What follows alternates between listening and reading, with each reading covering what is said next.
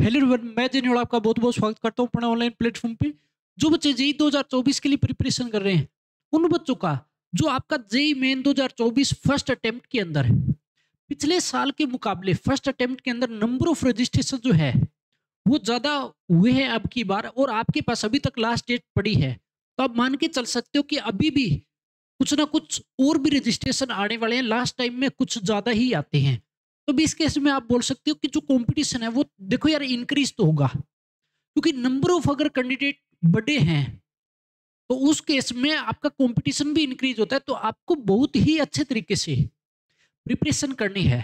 उसके साथ साथ आपको तीनों सब्जेक्टों पे बहुत अच्छे तरीके से फोकस करना है। अब आपको पता है कि जनवरी अटेम्प्ट में हो सकता है बहुत सारे बच्चों का सिलेबस अभी तक कंप्लीट नहीं हुआ है, वो सिर्फ और सिर्फ अप्रैल सेशन के लिए ही प्रिपरेशन करें। तो आपको जनवरी अटेम्प्ट भी देना चाहिए। उसका फायदा क्या है यार, देखो जनवरी अटेम्प्ट के अंदर आपका जो कम नंबर के अंदर एक अच्छा परसेंटाइल रह जाता है, और वही सेम परसेंटाइल के लिए आपको अप्रैल अटेम्प्ट में ज्यादा नंबर लाने पड़ते हैं। तो इसीलिए जनवरी अटेम्प्ट में हमेशा बच्चे को फायदा मिलता है, चाहे आपका कितना भी सिलेबस हुआ है, चाहे 80% हुआ है, चाहे 90% आपने कंप्लीट कर लिया है।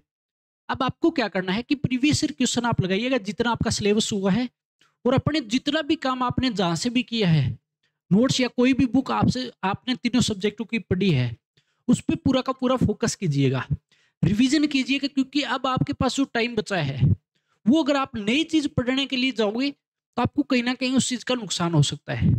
हो सकता है मान लो अगर कम सिलेबस रहा है, कोई मान लो 10 15 या 20 दिन का है, तो आप कंप्लीट कर लीजिएगा, लेकिन रिवीजन में भी आप साथ के साथ फोकस करिएगा।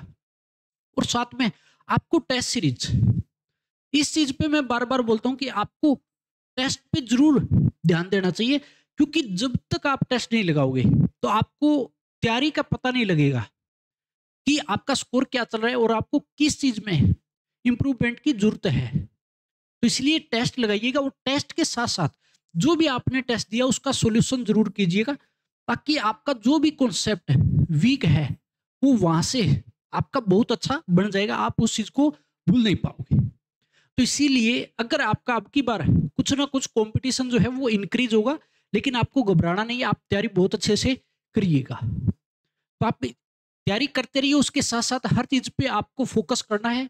और जो बच्चे +2 के अंदर है वो भी थोड़ा ध्यान दे कि आपको बोर्ड पर भी अच्छे से फोकस करना है। उसके साथ साथ आपको कंपटीशन को साथ लेके चलना है। तो इतने तक पढ़ते रहिए और मजे करते रहिए। फिर भी अगर किसी प्रकार का डाउट है तो कमेंट करके जरूर बताइए।